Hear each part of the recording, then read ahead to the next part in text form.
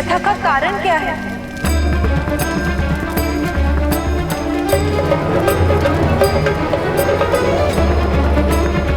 हमें आपकी विषाद की अनुभूति पूर्णता है।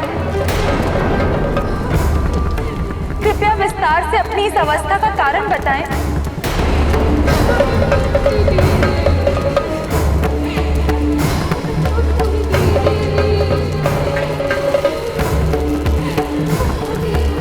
आपको इस नरकीय जीवन से मुक्त करने का क्या उपाय है? पार्वती!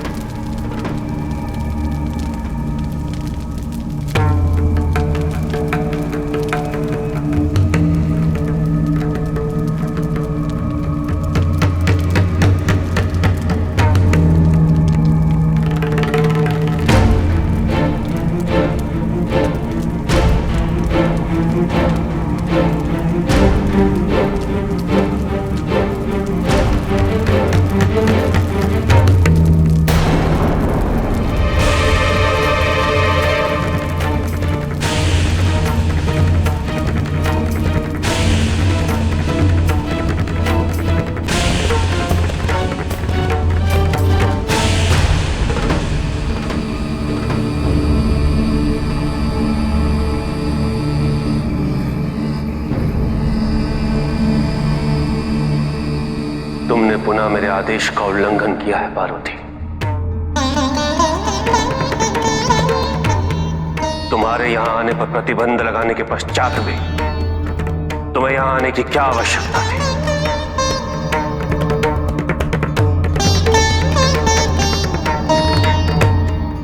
मैंने कितने विस्तार से तुम्हें उस स्थान के महत्व के बारे में विदित किया था। हम अपने किसी व्यक्तिगत स्वार्थ हेतु यहाँ नहीं आए थे स्वामी। हमसे तो उन आत्माओं का रुदन सहन नहीं हुआ और हमारी ये प्रबल इच्छा है कि उन अतृप्त आत्माओं की मुक्ति हेतु आप शीघ्र ही कुछ करें।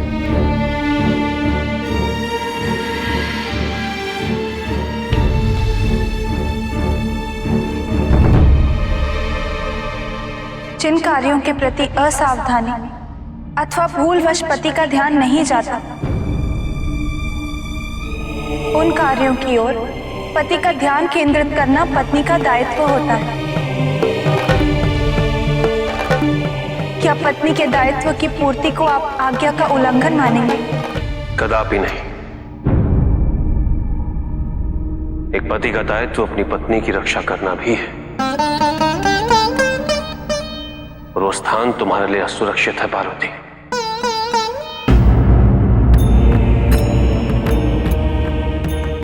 मैं स्वयं कितने कल्पों से इनकी मुक्ति का प्रयत्न कर रहा हूं। तुम इनके जटिल बंधनों से पूर्णतः अनभिज्ञ हो, जिनसे ये ग्रसित है, और इसका समस्त ज्ञान तुम्हें तंत्र विद्या के ज्ञान द्वारा ही प्राप्त होगा। तत्पश्चात ही तुम इनके मुक्ति के मार्ग को प्रशस्त कर पाओगे।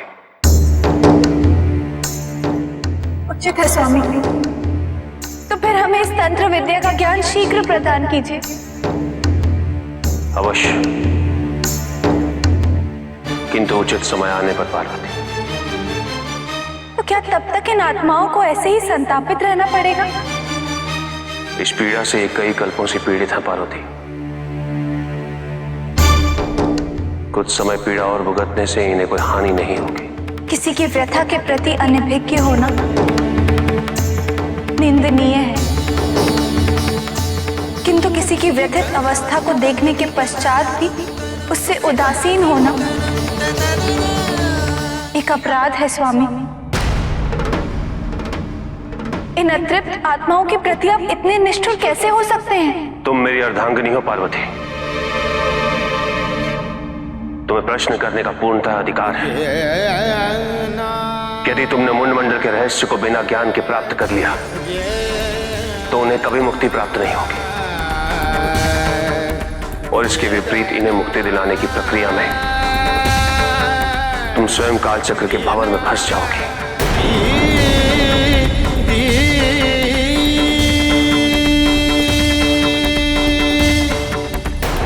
तुम्हें फिर से जन्म लेना होगा पार्वती,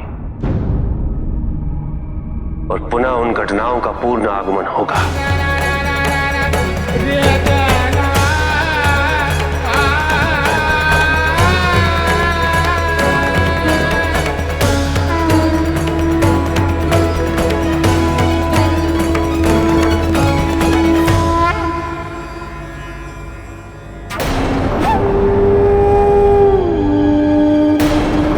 किसी के भी रूप को धारण करते ही मैं उसके विषय में पूर्ण सूचना प्राप्त कर लेती हूँ।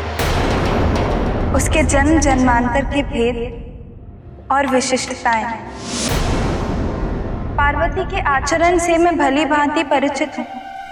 इस कार्य को करने से पूर्व इस पर पुनः विचार अवश्य कर ले, क्योंकि महादेव की पत्नी बनने के पश्चात आप महादेव के कोप का भाजन भी बन सकती है।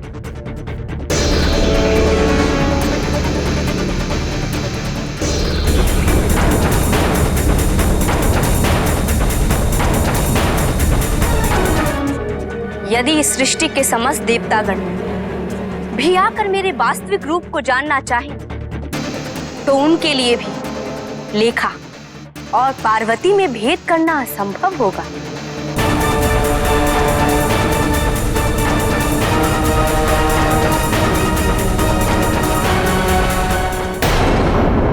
प्रभु शुंभ निशुंभ ने माता पार्वती का स्थान लेने हेतु यक्षिणी लेखा को नियुक्त किया है, और लेखा की शक्ति से हम भली भांति परिचित हैं। उसे वरदान प्राप्त है कि वो किसी का भी रूप धारण कर सकती है, और ये रूप धारण करने के पश्चात उसके वास्तविक रूप को भांपना किसी के लिए भी असंभव है। हाँ प्रभु, न जाने हम कब से महादेव और माता पार्वती के मिलन की प्रतीक्षा कर रहे थे, और अब जब वो समय आ गया है तो लेखा बाधा उत्पन्न कर रही है। प्रभु देवराजेंद्र, महादेव सर्वज्ञ हैं, उनकी दृष्टि से कुछ भी नहीं छिपा है। फिर चाहे वो शुंभ निशुंभ हो या फिर लेखा, आप चिंता मत करिए। परंतु प्रभु, चिंता का विषय यह भी है कि माता पार्वती तंत्र ज्ञान पर ध्यान केंद्रित कर रही है और गृहस्थ आश्रम पर नहीं।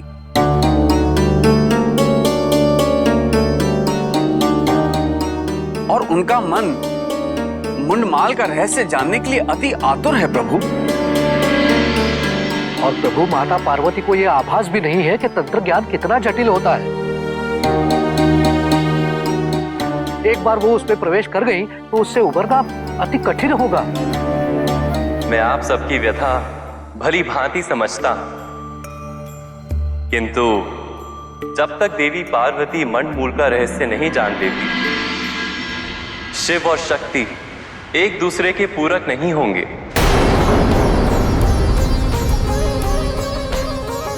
उन दोनों का मिलन संपूर्ण नहीं होगा। आने वाले समय में सृष्टि के कल्याण हेतु आदि शक्ति द्वारा अनेक विपदाओं को हल करने के लिए तंत्र ज्ञान ही सहायक होगा। आदि शक्ति इसी तंत्र ज्ञान से जगत का कल्याण करेंगे। इसीलिए देवी पार्वती का मन यदि मुंडमाल का रहस्य जानने के लिए विचलित है, तो इसमें कुछ भी अनुचित नहीं।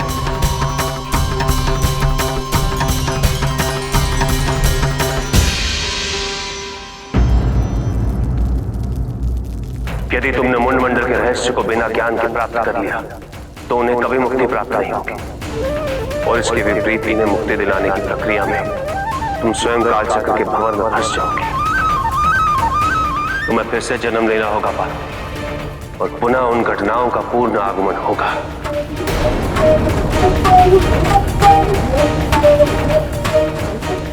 महादेव के कथन का क्या अर्थ था?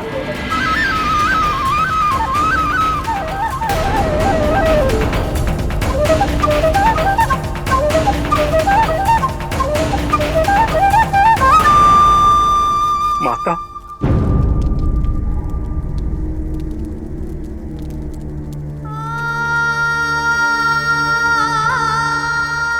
कहीं हम अपने पत्नी धर्म से भटक तो नहीं गए नंदी? निसंदेह हमने उन्हें बहुत दुख पहुंचाया है नंदी।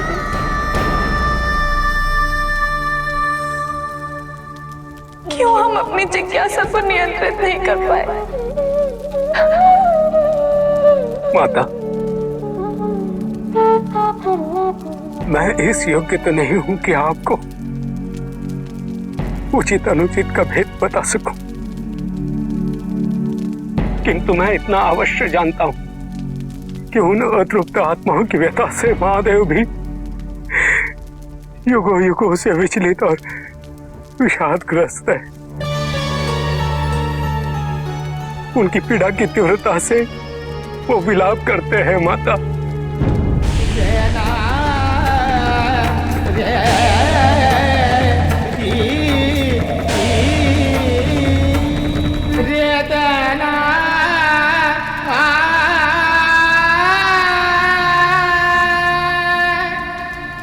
मुंडमालाओं का रहस्य महादेव के जीवन का वो अंग है जिसे वो किसी के साथ बांटना नहीं चाहते,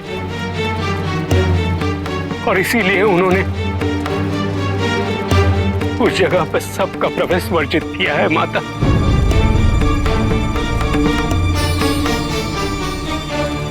यदि आपने उस रहस्य को अनावरित करने का हट नहीं त्यागा तो महादेव की व्यथा और बढ़ेगी माता।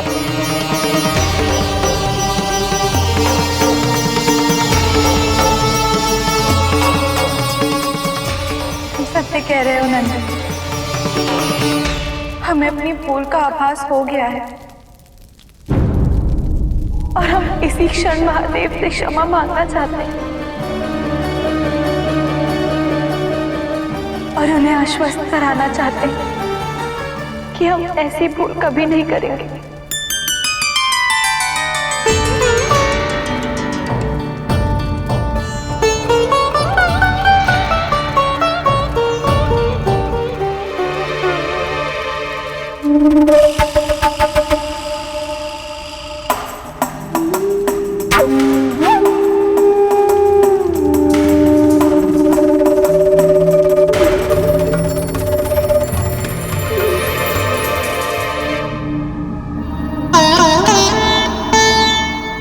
मुझे इतना तटस्थ होकर पार्वती से वार्तालाप नहीं करना चाहिए था। वो अपने परिवार से दूर अपना सुख, ऐश्वर्य सब त्याग कर कैलाश में मेरे साथ जीवन व्यतीत करने आई है,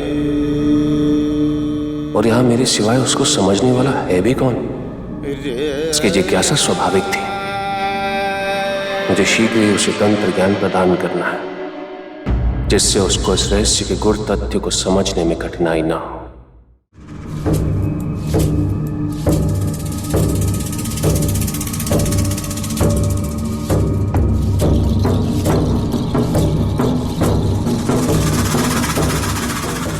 क्षमा कर दें स्वामी, आपका कथन पूर्णतः सत्य है। हमें आपकी इच्छा के विरुद्ध हट नहीं करना चाहिए था। इससे पूर्व भी हमने आपकी इच्छा के विरुद्ध जो कार्य किया उसका परिणाम जग विदित है। हम इसकी पुनरावृत्ति नहीं करना चाहते।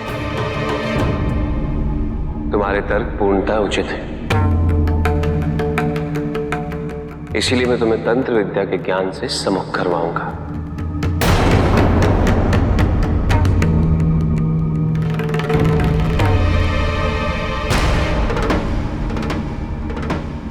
तंत्र ज्ञान? नहीं नहीं स्वामी, हमें आपके तंत्र ज्ञान की कोई आवश्यकता नहीं।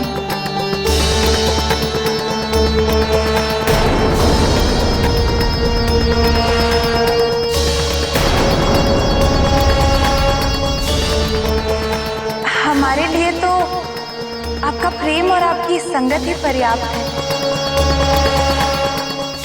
आपको पाके हमने सब कुछ पा लिया है स्वामी। अब हमें और कुछ नहीं चाहिए। मैं तुम्हारे विचारों से अत्यंत प्रसन्न हूं।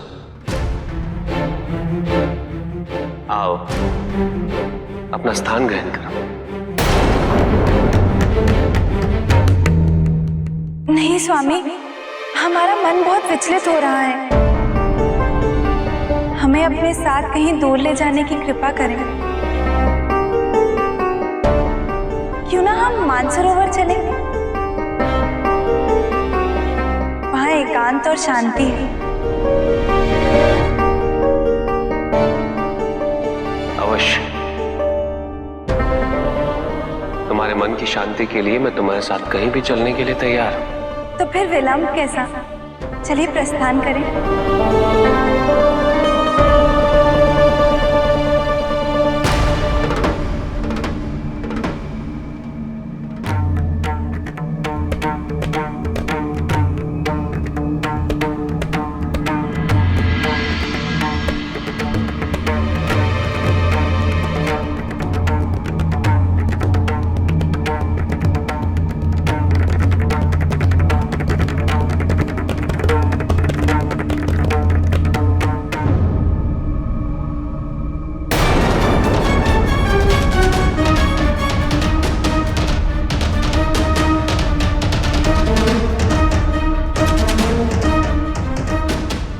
चले गए स्वामी बिना बताए। असुरराज, हमने अपनी योजना के अंतर्गत बड़ी सफलता अर्जित कर ली।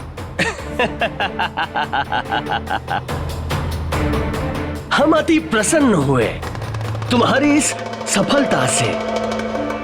अब इस योजना की पूर्ण सफलता हेतु हमें पार्वती को कैलाश से यहाँ लाना होगा। और ये उस समय संभव होगा जब वो महादेव को ढूंढ रही होगी। इसके लिए तुम रक्त बीज को अपने साथ ले लो।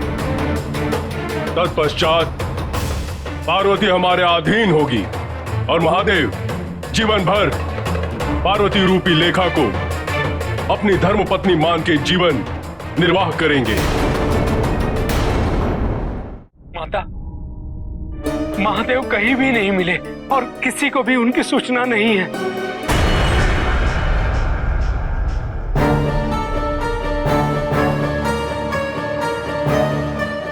कदाचित हमने ही उन्हें इतना व्यथित कर दिया था कि वो हमसे रुष्ट होकर बिना बताए। दोष हमारा ही है।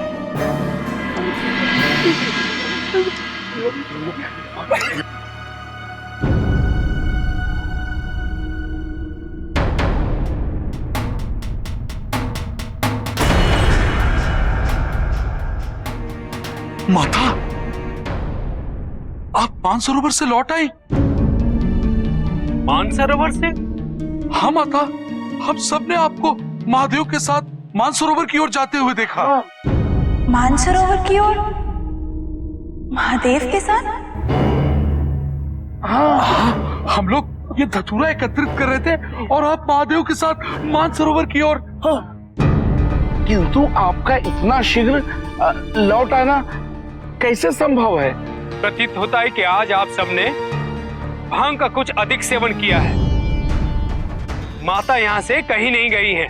नहीं तो फिर नहीं नंदी, आज तो हम सब ने भांग का सेवन भी नहीं किया है। हम सब पर विश्वास कीजिए माता। हम सब ने आपको महादेव के साथ मानसरोवर की ओर जाते हुए देखा है। हाँ, हमने देखा।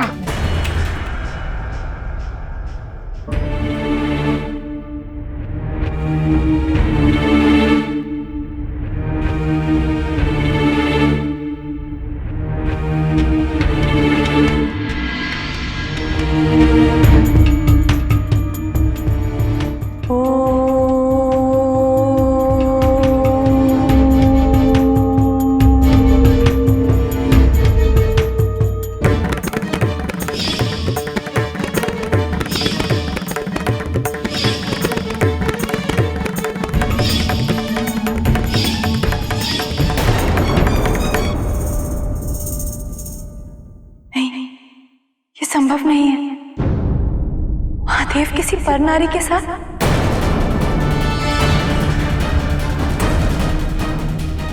जो कि पूर्णतः हमारा प्रतिरूप है।